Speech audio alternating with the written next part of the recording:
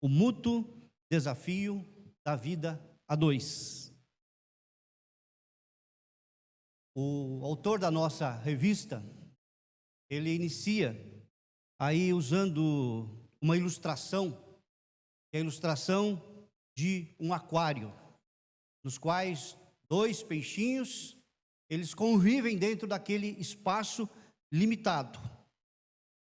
E a comparação que ele faz é exatamente isso, né? Dentro do casamento é como se fosse esse aquário, onde duas pessoas convivem ali, dentro das limitações impostas por aquele espaço físico. O pacto entre os dois ali é de manter a água, porque é a água que traz e produz a sobrevivência dos dois. Mas a liberdade deles se restringe somente dentro dessa área, que é o aquário.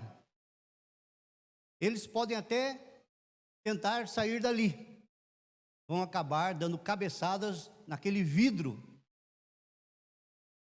Mas uma coisa eles não podem fazer, que mesmo tendo esses acidentes de percurso ali dentro, eles não podem quebrar aquele vidro. Porque uma vez quebrado aquele vidro, a água, ela vai escapar. E dessa forma, eles vão acabar não sobrevivendo, eles vão acabar morrendo. Então, o casamento é mais ou menos isso. É um espaço onde muitas vezes se tenta dar cabeçada no vidro, mas precisa ser mantido, para que haja a harmonia e para que o casamento possa sobreviver, mesmo diante dessas adversidades que acontecem. Em uma relação harmoniosa entre o casal, é necessário que haja, que exista, primeiro, amor. É muito importante. A fidelidade, a ternura, o diálogo, o respeito e a justiça. São esses fundamentos que transformam e que fazem o lar ser um lar próspero, ser uma família próspera.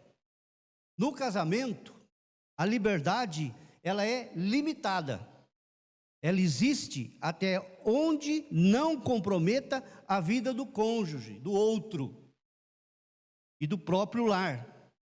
Você pode ir e vir, você pode até errar, como muitas vezes nós erramos, continuamos errando, mas no momento em que o erro é tão intenso e repetido, ele pode até quebrar essa harmonia que existe no lar, que existe entre o casal.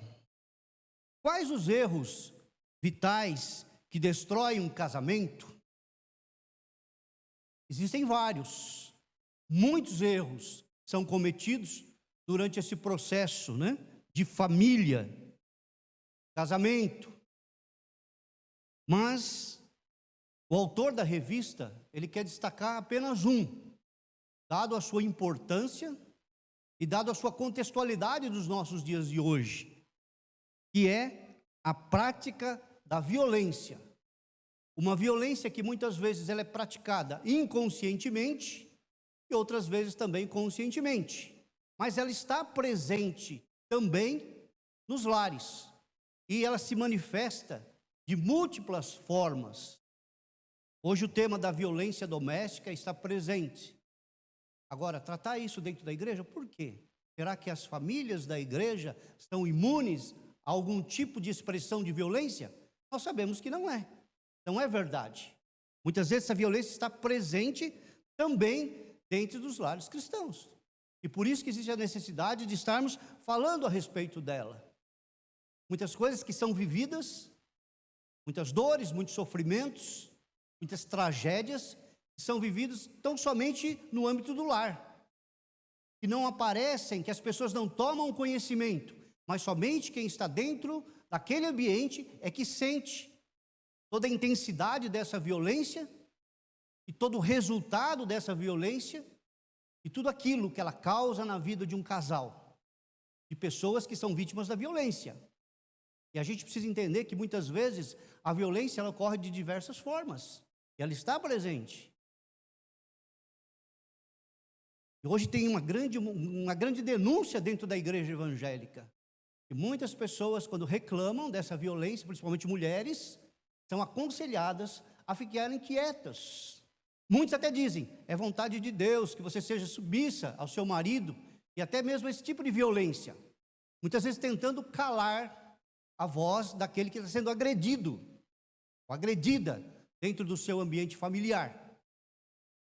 Então, a violência ela é um pecado, e como todo pecado, ela deve ser denunciado, para que haja o arrependimento e o conserto nessa área da vida conjugal.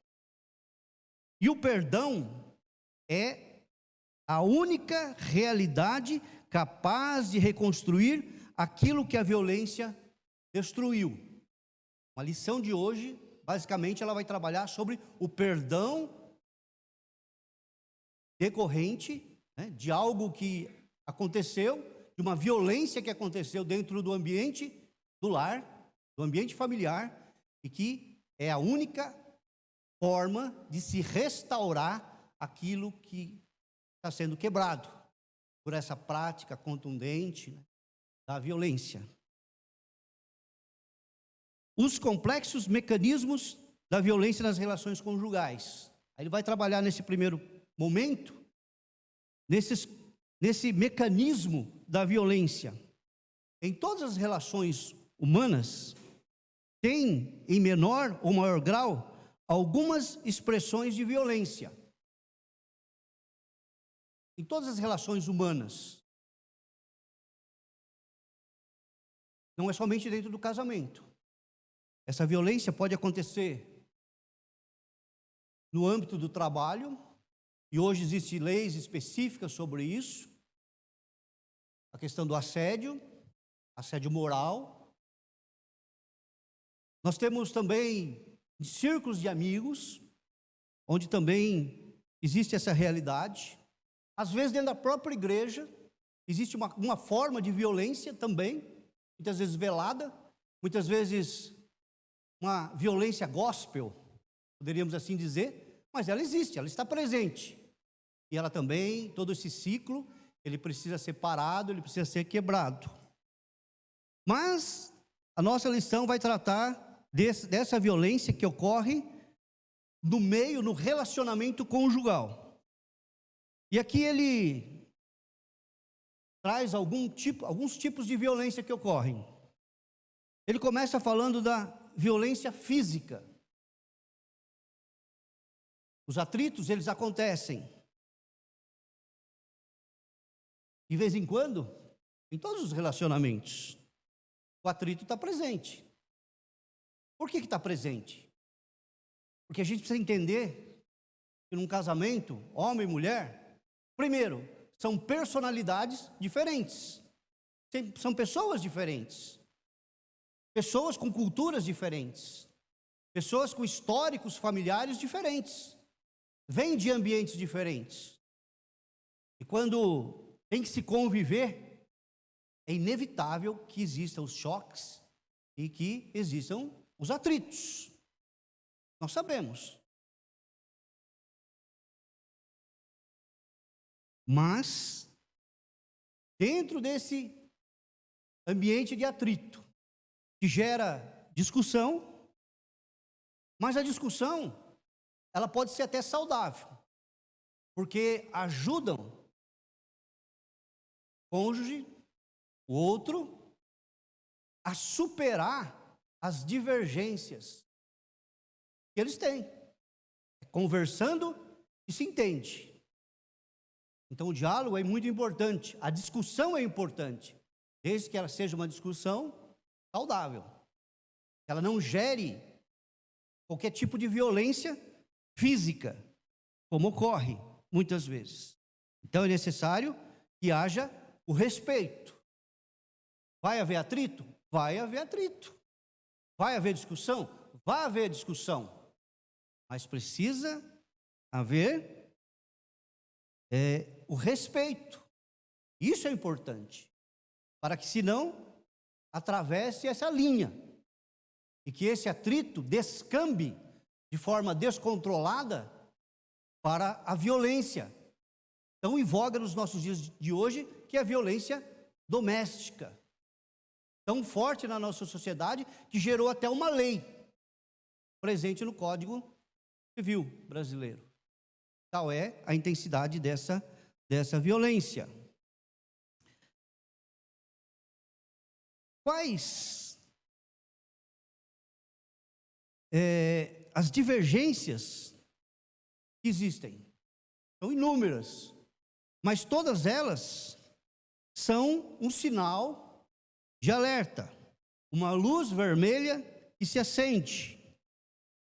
Indicam que algo não vai bem no relacionamento e precisa ser corrigido, precisa ser resolvido, precisa ser tratado, para que isso não aumente, não se fermente, e não aumente o seu tamanho, e que se torne depois algo que não se consiga resolver, que não consiga administrar durante o relacionamento.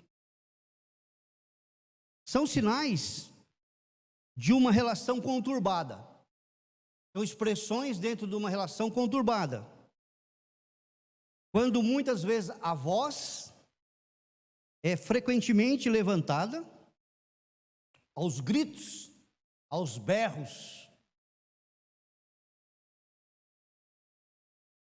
Também quando há a violência física de qualquer uma das partes. Quando descamba para a violência física. E hoje, as mais comuns, que são motivos de queixas, e até mesmo boletins de ocorrência em delegacia, são espancamento, um cônjuge atirar objeto no outro cônjuge, queimaduras, a pessoa ferir com queimaduras, tortura. E aí a gente está falando de tortura física. Se a gente fosse partir para tortura psicológica, emocional, seria terrível, né? Também uma forma de violência. Sufocamento. Quantas expressões a gente ouve? Tenho vontade de pegar pelo pescoço. E literalmente muitas pessoas pegam pelo pescoço, causando esse tipo de violência dentro do lar. Segunda violência que o autor aqui traz é a violência sexual. A violência que ocorre dentro do casamento, no relacionamento íntimo do casal. E uma das mais frequentes causas e reclamações é a recusa de sexo por um dos parceiros, onde isso gera violência por parte do outro. Aquele que foi rejeitado, aquele que foi recusado, muitas vezes responde com violência. Também, uma outra forma é a pressão por parte do esposo ou da esposa a realizar práticas sexuais que o outro não aceita. Também muitas vezes gera também a violência por aquele que queria aquela prática e outro rejeitou. Dessa forma também gerando essa violência dentro do lar.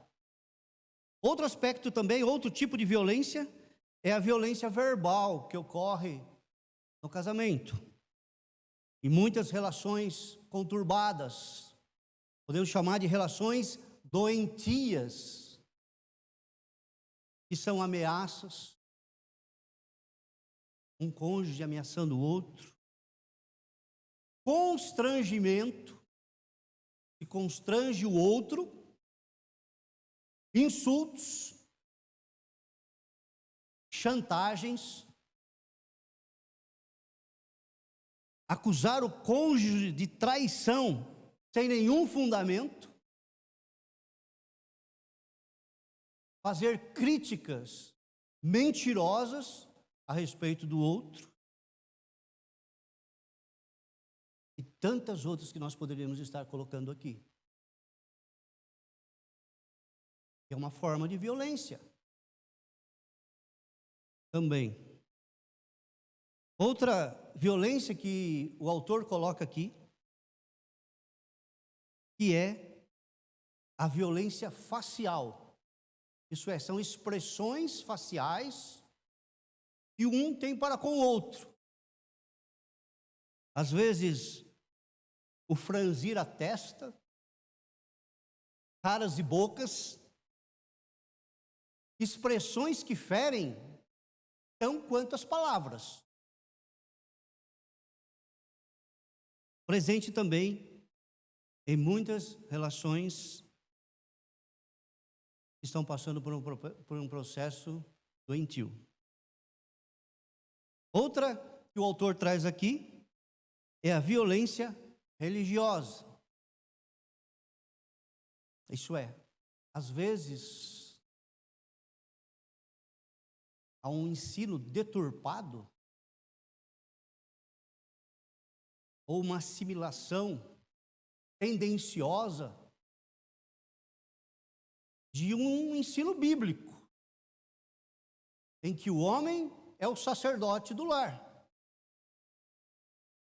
Mas precisamos entender que o sacerdócio, ele é exercido de forma espiritual, sobre a esposa, sobre os filhos, e não de forma violenta. E muitos acham que também podem assumir como sacerdote do lar, que tem a chancela, tem a autorização para também violentar a sua parceira, esposa.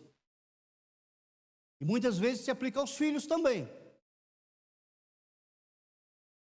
E muitas vezes usando de prepotência, muitas vezes usando de arrogância, e muitas vezes usando de hipocrisia.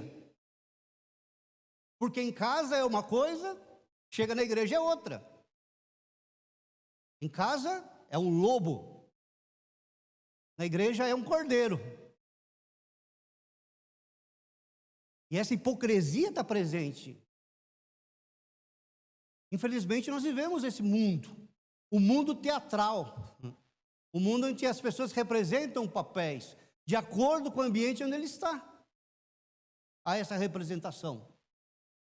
E isso é muito visto e observado nos nossos dias. O autor vai até aqui, mas eu acrescentei mais uma forma de violência. Eu acho que ele esqueceu, eu devia ter colocado, que é a violência financeira. Primeiro,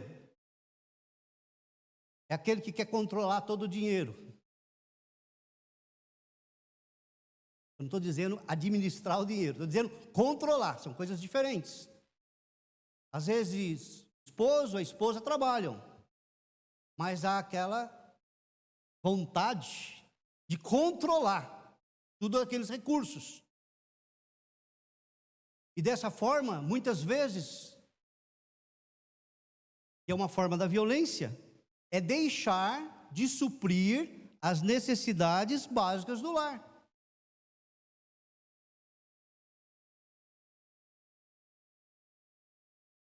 Ah, mas isso para pessoas que não são cristãs.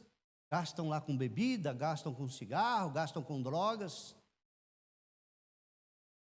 A palavra de Deus é clara. Tem que gastar com aquilo que é pão. O pão aí engloba todas as necessidades básicas de um lar. Às vezes, gasta com outras formas, né? Isso tanto a esposa como o esposo. O consumismo desenfreado. E aí estoura cartão de crédito. Vai receber o pagamento e já está devendo. Aí vai comprometendo, porque a família entra num processo de falência. Porque gasta mais do que ganha. E as pessoas que são prejudicadas dentro de casa são também violentadas nesse sentido, porque deixaram de ter ali o básico para a sua sobrevivência. Furto, mas como furto? Furto dentro de casa. O esposo que usa cartão de crédito da mulher escondido, só vai descobrir a hora que chega a fatura. Hoje não se usa tanto, está em desuso, né? Mas quantas vezes sumi folha de cheque e tantas outras coisas. Dinheiro. Ah, mas o dinheiro é do meu marido. Vai lá e pede. Não furte. Está lá nos 10 mandamentos. Não roubarás. E toda vez que você pegue aquilo, sem autorização, sem a devida conversa, é furto. E é uma violência financeira dentro do lar. Estelionato.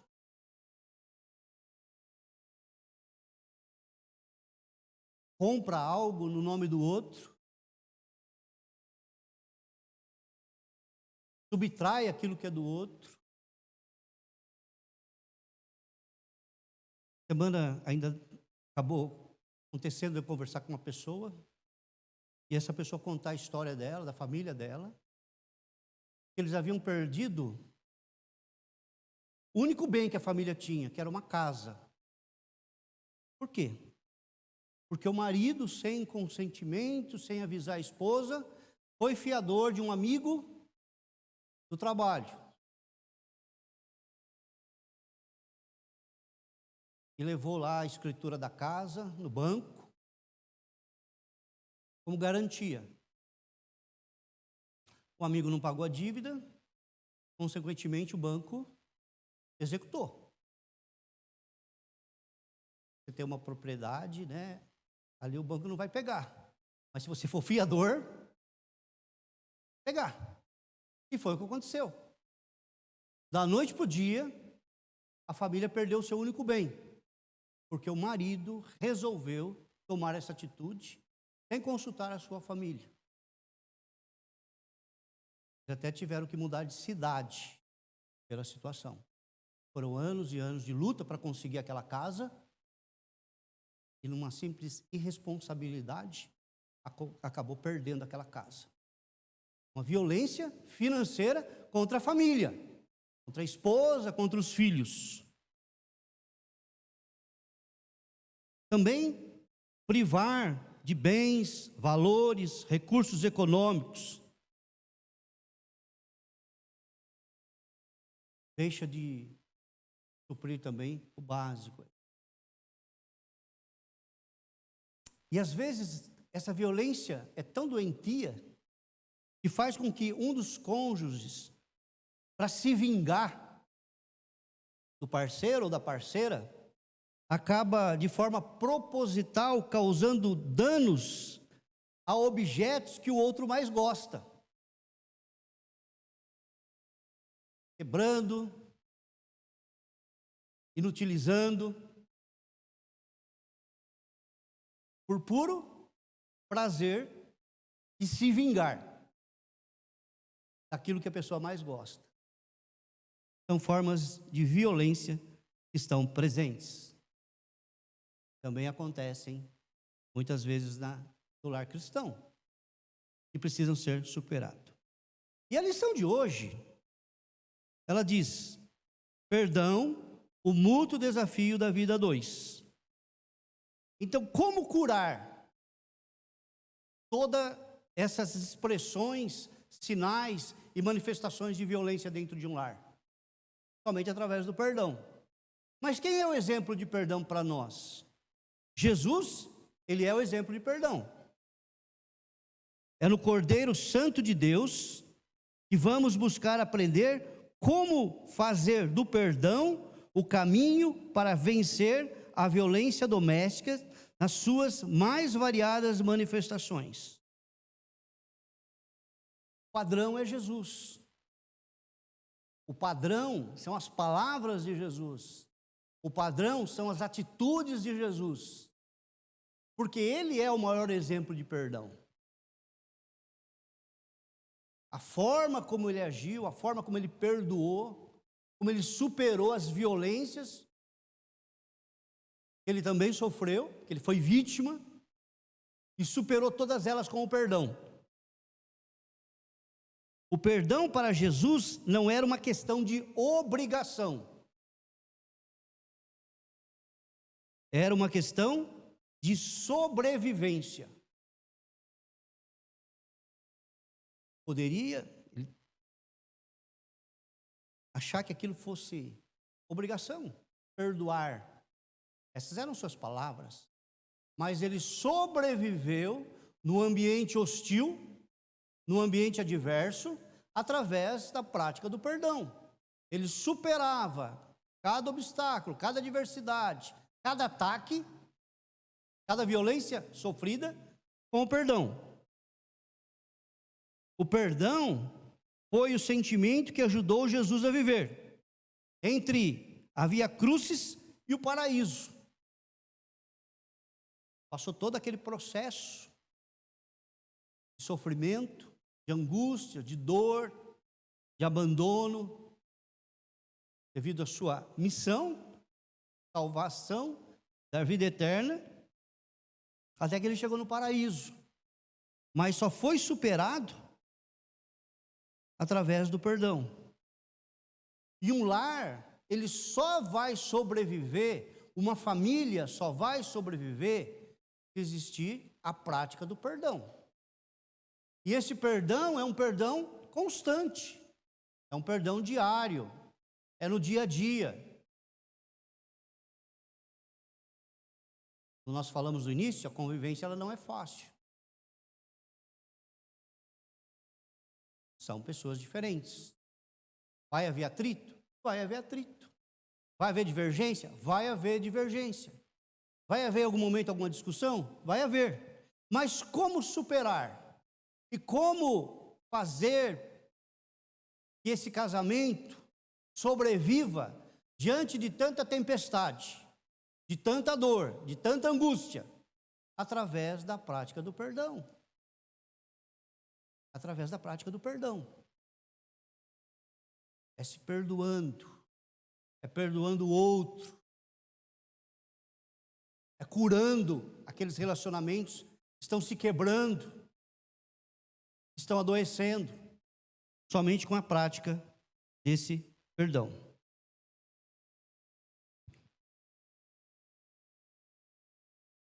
O terceiro, o perdão de Jesus como a maior referência para a nossa relação conjugal.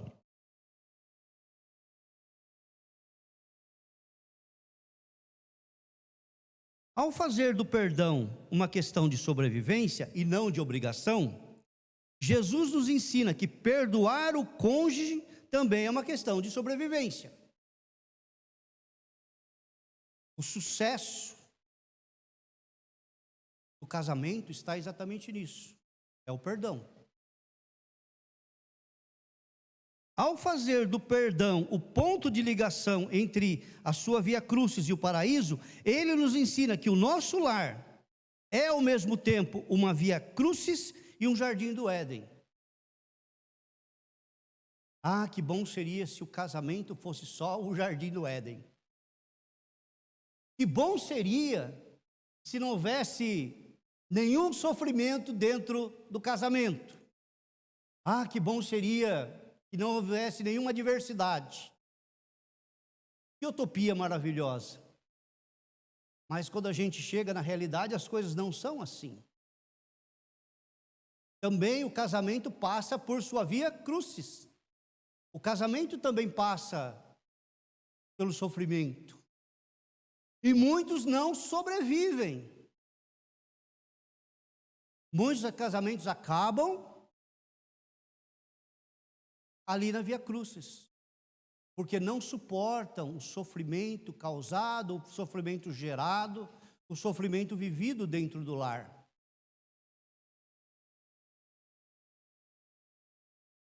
Às vezes não há separação, mas marido e mulher vivem no mesmo lar separados. e acabou.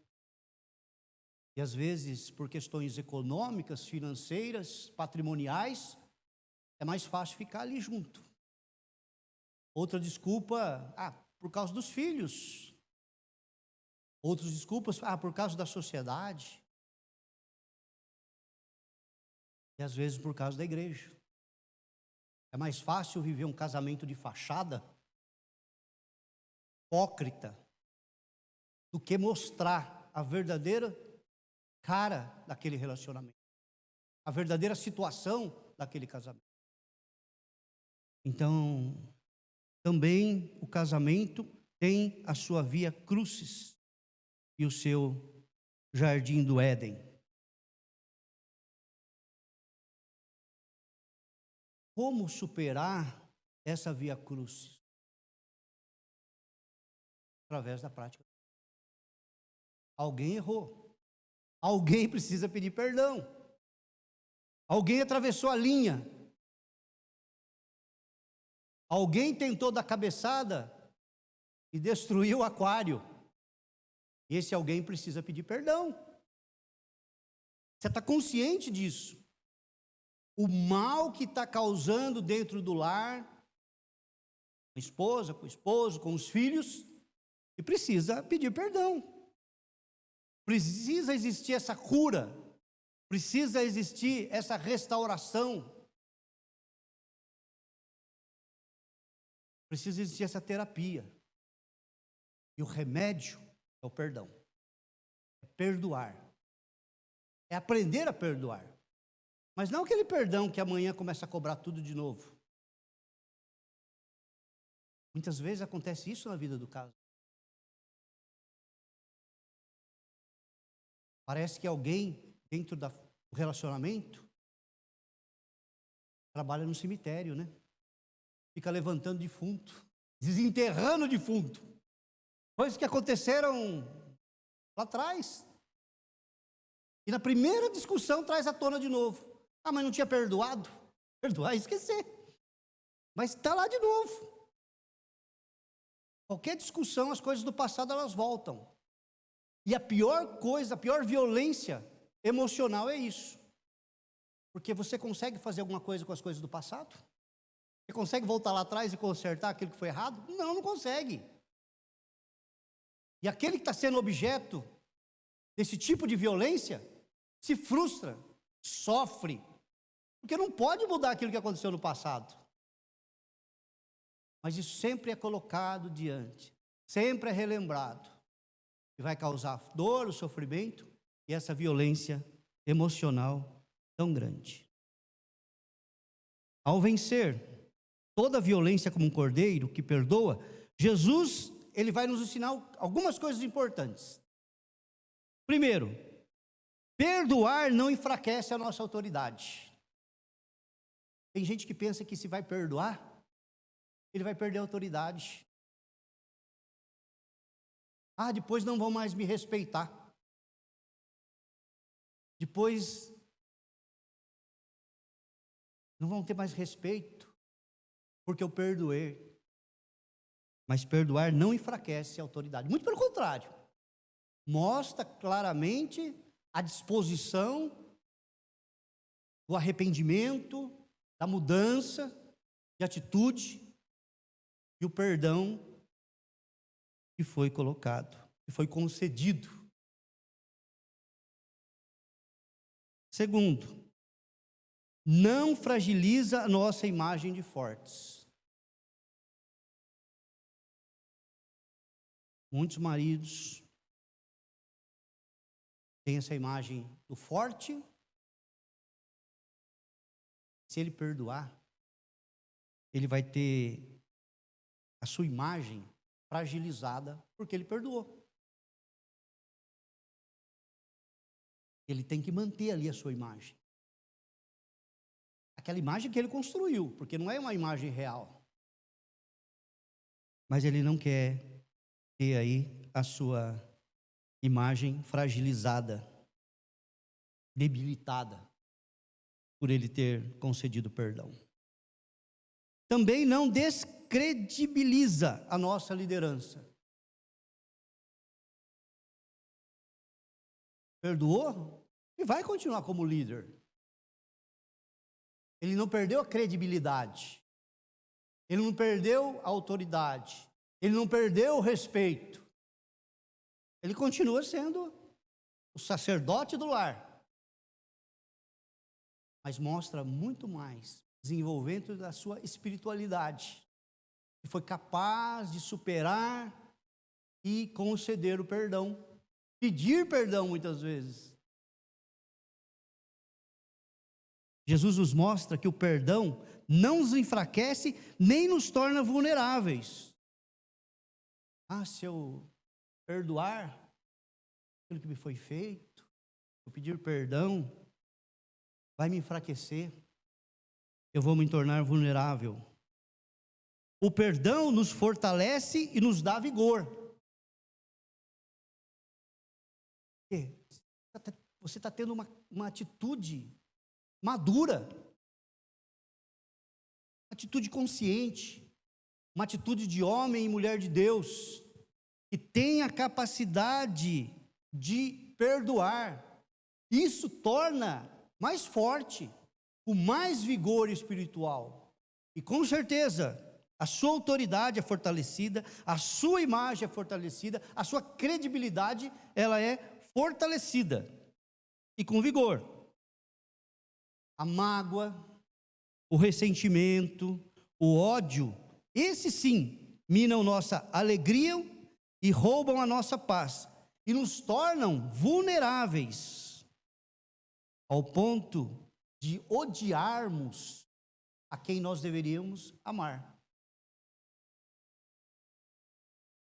Muitos lares vivem esse dilema, vivem esse conflito de amor e ódio. Amor e ódio. Muitas vezes chamado até mesmo de amor doentio.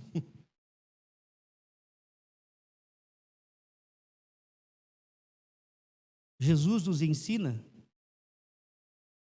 que somente assumindo o ministério de cordeiro, do qual ele foi o exemplo, poderemos vencer a violência doméstica. Cordeiro foi levado ao matadouro. Cordeiro que foi sacrificado. Cordeiro que morreu pelo outro.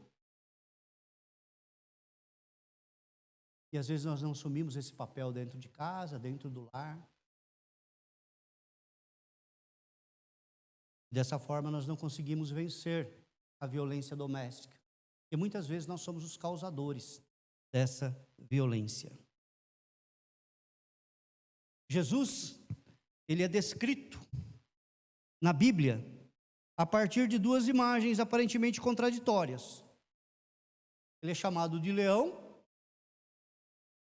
expressão leão de Judá, e do cordeiro. Qual é a figura do leão? Quando a gente pensa em leão, do que a gente pensa? Qual é a figura que nós temos em mente? Um animal feroz. Um animal feroz. Um exímio caçador. É muito difícil uma presa escapar de uma investida de um leão. Ele é bravo. Quantos a gente já não ouvimos as expressões, né? A expressão, é bravo como um leão. Mas também Jesus, ele é descrito como cordeiro. Como é um cordeiro? Qual a imagem que nós temos do animal cordeiro? Um animal dócil, um animal não violento,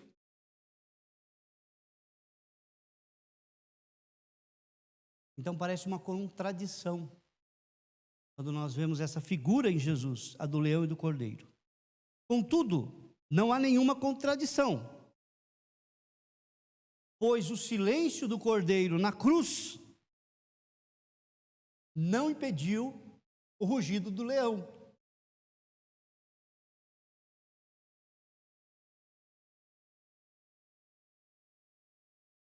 Ele venceu, mas ele também passou por um processo de sofrimento. Como cordeiro foi levado. E ali morreu. Mas ele ressurgiu como leão, vitorioso. Porque ele venceu a morte. Ele conseguiu vencer a morte. Que é o maior inimigo do homem, a morte. O inimigo carnal, ele consegue vencer. O inimigo espiritual, ele consegue vencer também. A palavra de Deus nos ensina sobre isso. Mas a morte nós não conseguimos vencer. Ninguém tem poder sobre a morte, a não ser Jesus. E ele saiu vitorioso, triunfante como um leão.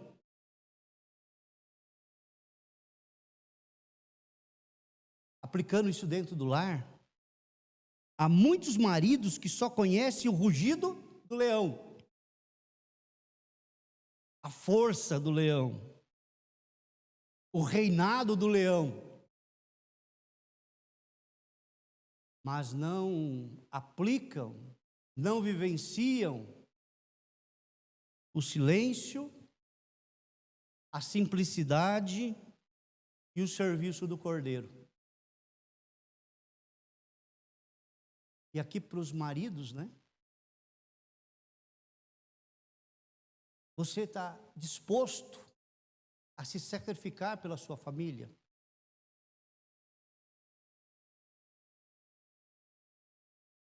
Tranquilamente. É o ideal. Mas se fosse real, você daria a sua vida pela sua família? Você daria a sua vida pela sua esposa? Você daria a sua vida pelos seus filhos? Às vezes o nosso discurso ele é tão bonito, ele é tão belo, mas a realidade não é isso. Nas mínimas coisas a gente diz que não, que a gente se torna egoísta, narcisista, e tantas expressões aí que nós temos, de atitudes que nós tomamos, que mostra que a gente não é capaz de sacrificar pelo outro. A gente está preocupado com o nosso bem-estar. Nós estamos preocupados com a nossa maneira de viver. E aquilo que fere essa maneira, eu me torno violento. Porque eu reajo de forma violenta a essa situação. Então, o marido precisa assumir a forma de cordeiro dentro de casa. E não precisa ter vergonha de assumir essa forma. E como nós vimos, não é sinal de fraqueza. Não vai arranhar a sua autoimagem. Muito pelo contrário, vai fortalecer. Porque você está mostrando e demonstrando toda a mansidão, todo o domínio próprio que você aprendeu na palavra de Deus.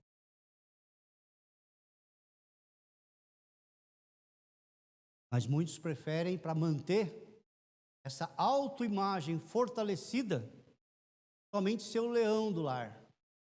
Aqueles que quando chegam os filhos morrem de medo. Quantas vezes a mãe fala, ó, seu pai está chegando. Todo mundo corre, todo mundo tem medo. Todo mundo se assusta, porque o leão está chegando.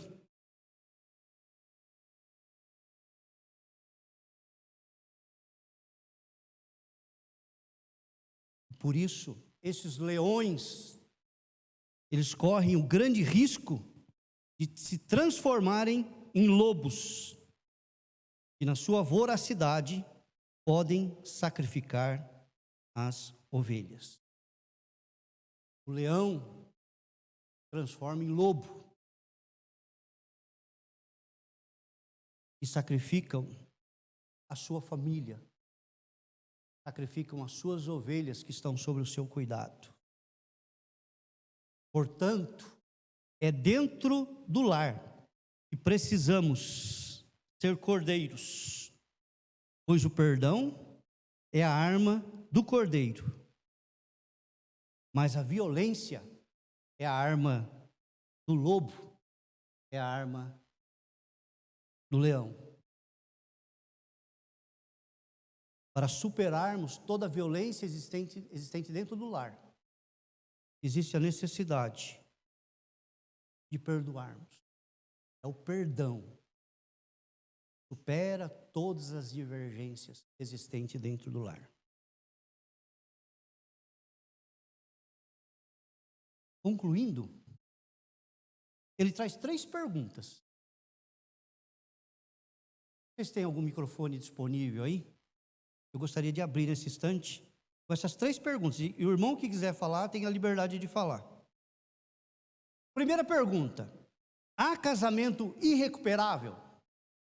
Quem se habilita a responder? Existe casamento irrecuperável? Existe ou não? Existe? Então, dona Dalva. Uma pessoa bebe, bate na mulher, não trabalha. Como que essa mulher vai voltar com esse homem? Passa fome, às vezes, no dia dos filhos. Tem. Eu vi casos. Nós temos a conversão. A conversão muda tudo. Ela muda histórias, ela muda vidas. Por isso que a necessidade da gente evangelizarmos lares violentos. A gente evangeliza tantos lugares, mas a gente esquece que o lar violento precisa ser objeto da nossa oração e da nossa evangelização. É um cântico muito antigo que diz assim: Jesus Cristo mudou o meu viver. E Jesus Cristo muda. Ele muda maridos violentos. Ele muda maridos viciados. Eles mudam até marido vagabundo, que vive à custa da mulher. Mas por isso a gente tem essa prática da oração e da evangelização. Mais alguém? Se não tiver, nós vamos passar para a segunda pergunta. Qual é a maior dificuldade dentro de um lar violento? Alguém quer se habilitar? Qual a maior dificuldade de conviver dentro de um lar violento? Tem alguma dificuldade? Tem, Lídio? Aí, Dilene, passa ali para o Lídio ali, ó. Aí, se não respondendo, vamos perguntando.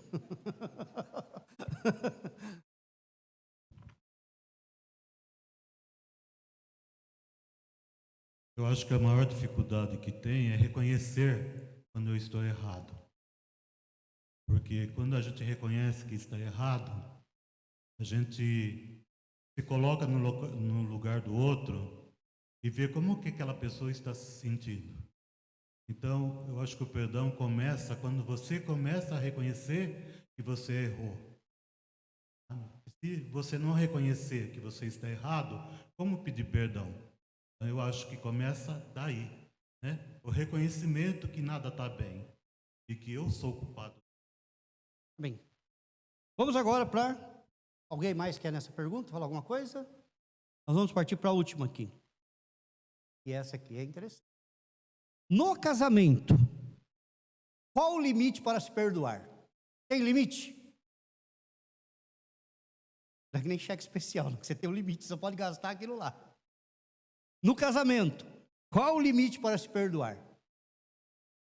Quem quer responder? O pastor Cláudio está aí visitando hoje?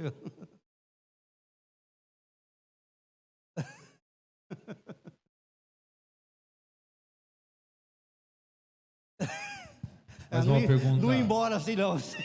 Mas ela É fácil de ser respondida, é ilimitado, né?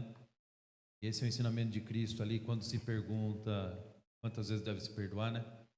70 vezes 7, não que seja uma fórmula de 490, mas é uma infinidade, né? Jesus usa isso aí para mostrar que o perdão é ilimitado. Basta olhar para a nossa vida mesmo, né? Todo dia eu mereço a ira de Deus, porém as suas misericórdias são renovadas, né? E a primeira pergunta também que foi feita, não existe casamento impossível de ser restaurado, desde que haja a graça de Deus, né, o temor de Deus. E não existe também casamento tão perfeito que não possa ser santificado ainda mais. É uma pergunta que tem nesse livro do Adão Nascimento, o reverendo foi diretor do seminário de Campinas, né? Tem um livro sobre isso aí. Então, é ilimitado, não há limite. Até porque se Deus fosse usar a mesma moeda que nós usamos, ninguém estaria aqui nessa manhã, tá ok? Eu acredito que muitos aqui deixaram de orar hoje, deixaram de pregar para Deus o dia, deixaram de agradecer. Então, se Deus fosse usar essa moeda, né? E o padrão é Ele. O padrão não é o irmão. O padrão não é a igreja presbiteriana independente. O padrão não é o presbítero, não é o pastor. O padrão é Cristo. Então, ao olhar para Ele, isso me constrange a tomar essa decisão, né? E o irmão falou assim, pedir perdão é uma coisa assim, a nossa arrogância humana, ela nos atrapalha esse pecado, né? Não, se eu pedir perdão, vou mostrar fragilidade. Ou alguns também perdoam para tentar se mostrar maior que o outro, né? Também é pecado isso, né? Então não existe, e é ilimitado, né? Para a gente encerrar aqui, eu posso dar um testemunho pessoal sobre isso. Por quê? Porque o que aconteceu dentro do meu casamento, a forma como minha esposa faleceu, e de repente levei ela tudo bem, conversando, dando risada, e nunca mais a vi. Depois eu comecei a pensar, né? Não que tivesse coisas escabrosas para se pedir perdão, mas aquelas coisas do dia a dia, do cotidiano, né? Que às vezes você errou, fez alguma coisa. E ela também poderia ter pedido perdão também para a situação, né? Dentro do casamento. Isso é frustrante.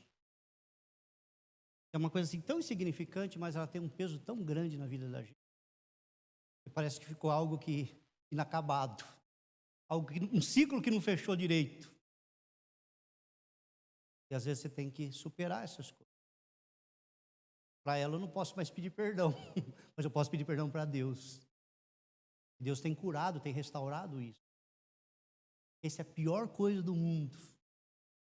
Você sair, você nunca vai imaginar uma situação dessa. E você nunca mais poder conversar. Ah, se você tivesse tempo, né? De relembrar, de rememorar, de consertando cada fiozinho ali que foi quebrado um dia. Por isso, eu digo para os irmãos, por experiência própria. Não deixe para perdoar amanhã, perdoa hoje. Se você tem alguma coisa dentro do seu casamento, do seu relacionamento, faça isso hoje. Como diz o hino, amanhã pode ser muito tarde. Faça isso hoje. Hoje, faz domingo, que maravilha. Conserte. Essas são coisas escabrosas, não. São coisas do dia a dia. Como nós vimos aqui, a violência física, às vezes apertou o braço, lá, fez uma coisa que tão beliscão. Falou uma palavra que machucou, feriu.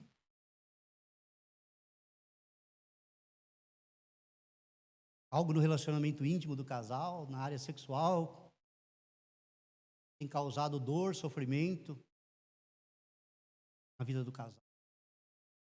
Na questão financeira.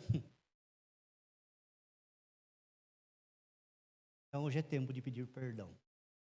Só o perdão restaura. Só o perdão muda. Só o perdão conserta aquilo que foi quebrado. Amém? Vamos orar nesse momento?